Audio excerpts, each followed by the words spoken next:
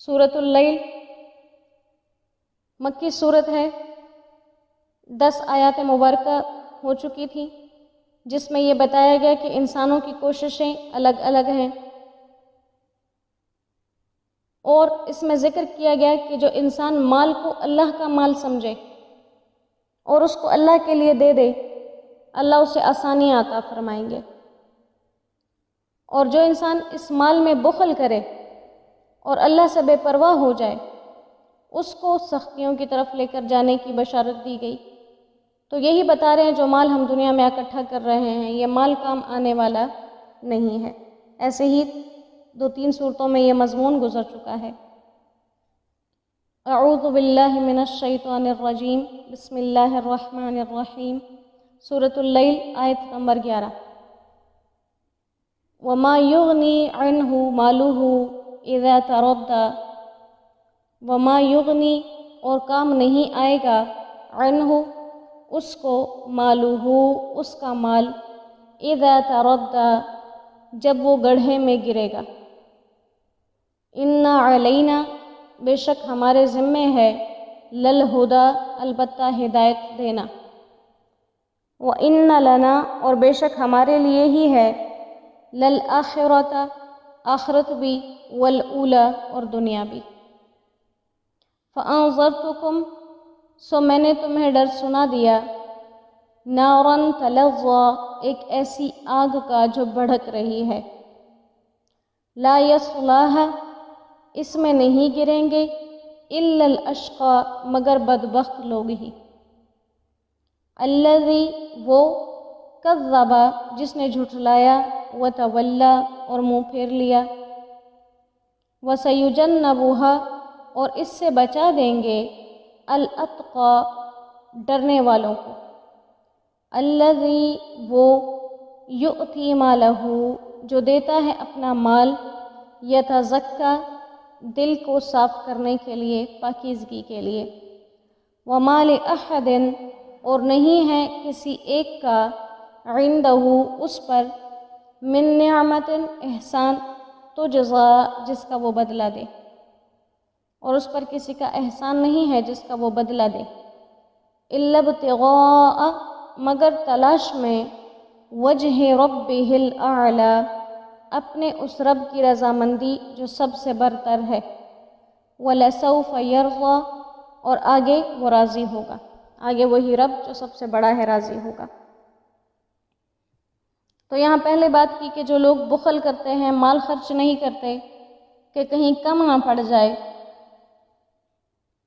ان لوگوں کو یہ بتا دو کہ ان کا مال ان کے کچھ کام نہیں آئے گا جب وہ جہنم میں چلے جائیں گے، عذاب الہی سے، آخرت کے عذاب سے یہ مال اور دولت بچانے والے نہیں۔ اور جیسے پہلے بھی سبق میں ایک بات گزر چکی تھی حدیث مبارکہ کے مفہوم کے تحت، کہ آپ صلی اللہ علیہ وآلہ وسلم نے قسم کھا کر یہ ارشاد فرمایا تھا کہ مجھے قسم ہے اس ذات کی جس کے قبضے میں میری جان ہے، جو شخص اللہ کے لیے دے اور وہ غریب ہو جائے، مفلس ہو جائے، ایسا سوال پیدا نہیں ہوتا۔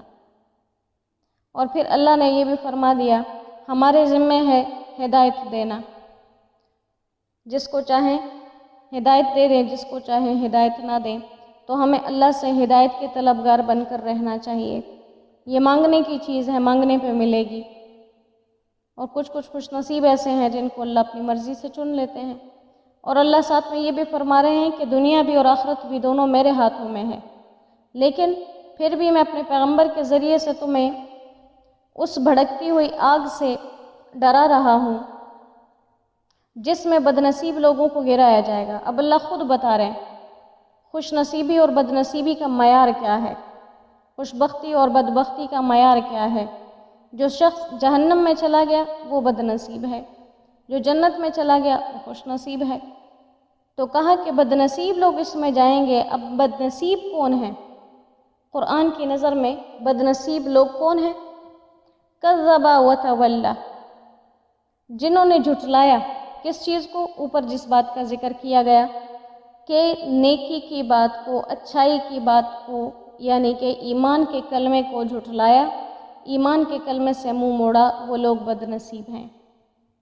اس لیے بحیثیت امت محمدیہ علی صاحبہا الصلاۃ والسلام ہمیں اپنے آپ کو بدنصیب نہیں کہنا چاہیے، کیونکہ اللہ نے ہمیں ایمان کی دولت عطا فرمائی ہے۔ تو قرآن کی نظر میں بدنصیب کون؟ جو کلمے کو جھٹلا دے، جو ایمان کو جھٹلا دے، جو اس سے منہ پھیر لے۔ وَسَيُجَنَّبُهَا الْأَتْقَى، اور جہنم سے بچا دیے جائیں گے، اس بھڑکتی ہوئی آگ سے بچا دیے جائیں گے وہ لوگ جو کہ اللہ سے ڈرنے والے ہیں۔ اب اللہ سے ڈرنے والے کون؟ پھر اللہ سے ڈرنے میں سب سے بڑی بات وہی کہہ دی جو اوپر دہرائی گئی ہے، یہاں پہ بات اوپر والی ہی۔ اوپر بھی بات کیا تھی کہ جس نے اپنا مال خرچ کیا اور ڈرتا رہا، یہاں پہ بھی کہا کہ اس سے ڈرنے والے بچا دیے جائیں گے، اور کہا کہ ڈرنے والوں کی سب سے بڑی صفت کیا ہے؟ یؤتی مالہ یتزکیٰ، جو اپنے آپ کو پاک کرنے کے لیے اپنا مال دیتے ہیں۔ ان کے ذمے کسی کا قرض، کسی کا احسان نہیں ہوتا کہ جس کا وہ بدلہ دے رہے ہوں۔ مقصد کیا ہے؟ کہ اللہ راضی ہو جائے، اللہ راضی ہو جائے۔ اور یہاں پر اللہ نے بتایا کہ میری شان کوئی معمولی شان نہیں ہے، ربہ الاعلی، وہ رب جو سب سے بلند ہے، جو سب سے برتر ہے۔ اس کو راضی کرنے کے لیے وجہ کیا ہے کہ وہ سب سے برتر رب اس سے راضی ہو جائے۔ اور اللہ آگے فرما رہے ہیں کہ جو یہ چاہ رہے ہیں وہ ایسا نہیں کہ صرف چاہت پہ بات رک جائے گی، وَلَسَوْفَ يَرْضَىٰ، وہ آگے راضی بھی ہو جائے گا، وہ رب آگے راضی بھی ہو جائے گا۔ اور جیسے اوپر آیات گزری تھی، 3 آیات جن کے بارے میں یہ بات کی گئی کہ وہ حضرت ابوبکر صدیق رضی اللہ تعالیٰ عنہ کی شان میں ہے اکثر علماء کے نزدیک۔ اس میں تو بعض لوگوں کا خیال یہی تھا کہ حضرت ابوبکر صدیق کے لیے ہیں، اور بعض لوگوں کا خیال تھا کہ یہ عام لوگوں کے لیے بھی ہیں۔ لیکن یہ جو آیات ہیں کہ وہ سَيُجَنَّبُهَا الْأَتْقَى سے لے کر آخر تک، آیت نمبر 17 سے آیت نمبر 21 تک، یہ جو آیات ہیں، یہ آیات حضرت ابوبکر صدیق رضی اللہ تعالیٰ عنہ کی شان میں ہی آئی ہیں، اور یہ ان کی فضیلت اور برتری کی بہت بڑی دلیل ہے۔ اس سے بڑی کوئی دلیل نہیں ہو سکتی کہ جس کا متقی ہونا اور جس کا صدیق ہونا، اس کی تصدیق اللہ کی طرف سے آ جائے، اللہ کی طرف سے آ جائے کہ یہ شخص اتقیٰ ہے، صرف متقی نہیں ہے، اتقیٰ بمعنی سب سے زیادہ ڈرنے والا، سب سے زیادہ ڈرنے والا۔ اور خود اللہ سبحانہ و تعالیٰ نے آگے بتا بھی دیا کہ ایسا نہیں ہے کہ یہ صرف تسلی ہے، بلکہ وہ راضی ہے، وہ راضی ہے۔ اور یہی رضا کا اشارہ آپ صلی اللہ علیہ وسلم کو بھی دیا گیا کہ وَلَسَوْفَ يُعْطِيكَ رَبُّكَ فَتَرْضَىٰ۔ سورہ ضحیٰ میں آپ صلی اللہ علیہ وسلم کو تسلی دی گئی، رب آپ سے راضی ہو جائے گا۔ یہاں پر حضرت ابوبکر صدیق کو بشارت دی گئی کہ اللہ آپ سے بھی راضی ہو جائے گا۔ تو ایسی بڑی ہستیاں ہیں جن کے بارے میں منہ کھولنا ہم جیسے لوگوں کو زیب نہیں دیتا۔ ہاں، ہم ان کی محبت کے ذریعے تو بچ سکتے ہیں، ان کے خلاف لب کھول کے بچ نہیں سکتے۔ صحابہ کی شان میں قرآن کریم کے اندر جگہ جگہ موتی بکھرے ہوئے ہیں، اور بات پہلے بھی یہ کی جا چکی ہے کہ اگر کوئی انسان آسمان سے بغض رکھے، آسمان پہ تھوکے، تو پہلے تو اس کے دیکھنے والے ہی لوگ اسے بے وقوف کہتے ہیں، کہاں آسمان اور کہاں ایک عام انسان۔ پھر آسمان پہ تھوکا ہوا خود اس کے منہ پہ آ جاتا ہے۔ تو صحابہ کرام ایسی ہستیاں جن کے بارے میں پہلے تو کسی کو کچھ کہنا زیب دیتا ہی نہیں، اور اگر کوئی ایسا کہہ بھی دے تو اس کا انجام وہ خود بھی دیکھ لیتا ہے اور دنیا بھی دیکھ لیتی ہے۔ یہ وہ لوگ ہیں جن سے رضامندی کا اظہار اللہ نے فرمایا ہے ایک ایسی کتاب میں جو کتاب قیامت تک باقی رہے گی اور ایسی ہی محفوظ اٹھا بھی لی جائے گی۔ ایسا نہیں کہ قیامت کے قریب قرآن دنیا والے ضائع کر دیں گے تو قیامت آئے گی، نہیں، اللہ اس کو خود اٹھائیں گے۔ تو یہاں حضرت ابوبکر صدیق رضی اللہ تعالیٰ عنہ کی شان بیان کی گئی کہ وہ جو اپنا مال دیتے ہیں لوگوں کو، کسی کا احسان نہیں ہے جس کا بدلہ چکا رہے ہیں، مگر صرف اپنے رب کی رضامندی چاہتے ہیں، اور وہ رب آگے ان سے راضی بھی ہو جائے گا۔ ہم اتنی بڑی ہستیوں جیسے نہیں ہو سکتے، ہم ان کے قدموں کی دھول بھی نہیں ہو سکتے۔ ہاں دعا کر سکتے ہیں کہ اللہ ہمیں ان کے قدموں کی دھول میں جگہ دے دے، اور یہ بھی بہت بڑا ذریعہ ہو جائے گا ہماری مغفرت کا، ہماری بخشش کا۔ کیونکہ جب ایک انسان کسی جگہ تک پہنچنا چاہے اور اس جگہ تک پہنچنے کے لیے راستہ بنا ہوا ہو، تو عقل مند انسان اس راستے پر چل کر ہی اس منزل تک پہنچتے ہیں۔ ایسے ہی اللہ سبحانہ و تعالیٰ نے آخرت کی کامیابی کے لیے معیار جو دیے ہیں وہ اللہ کے حکم تھے اور آپ صلی اللہ علیہ وسلم کے طریقے تھے۔ جس کسی نے بھی یہ دو کام کیے، اللہ کے حکم پورے کیے لیکن طریقہ آپ صلی اللہ علیہ وسلم کا اختیار کیا، وہ کامیاب رہے، اور کامیابیوں کے اعلان قرآن کریم کے اندر ہوئے۔ جتنے لوگ بھی مال و دولت سمیت اللہ کے حکموں سے منہ موڑتے رہے، نبی کے طریقوں سے منہ موڑتے رہے، وہ اس دنیا میں بھی ناکام رہے، اور آخرت میں بھی اللہ فرماتے ہیں کہ ان کو سختی میں ہی جگہ ملے گی۔ تو یہاں پر اللہ سبحانہ و تعالیٰ نے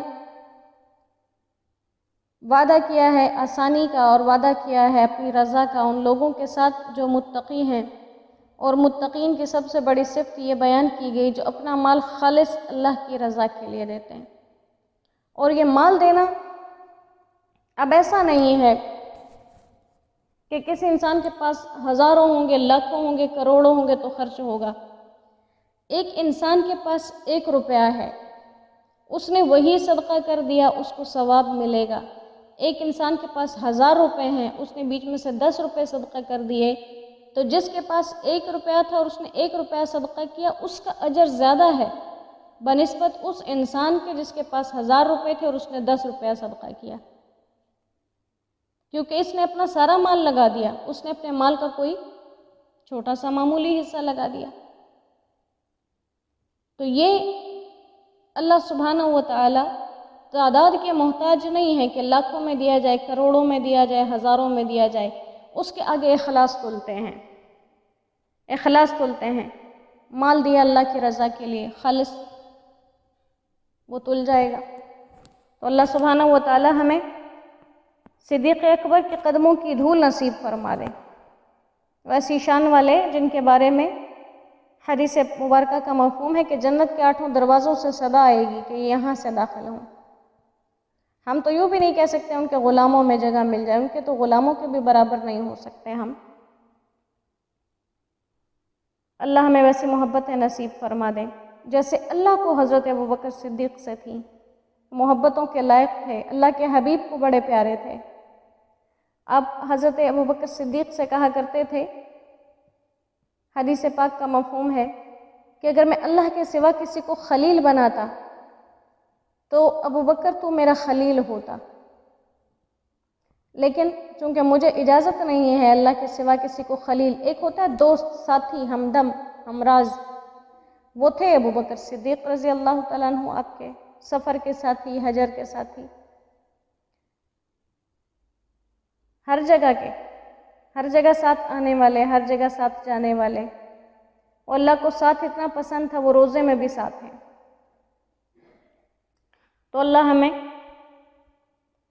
ان بلند ہستیوں کی اتباع بھی نصیب فرما دے، ان کی برکتیں اللہ ہم پر نازل فرما دے، اور ہمارے لیے اس پورے دین پر چلنا آسان فرما دیں۔ اللہ جتنی سختیوں مشکلات کے دور سے ہم گزر رہے ہیں، اس میں اللہ سبحانہ و تعالی ہم سے اپنا دین کا کام لے لیں، اور جب تک ہم زندہ ہیں اسی دین کے ساتھ جڑے رہیں، اور اسی حالت میں ہمیں موت آئے، بہرحال دنیا سے جانا تو ہے، تو اللہ کو منا کے جائیں، اللہ کو راضی کر کے جائیں۔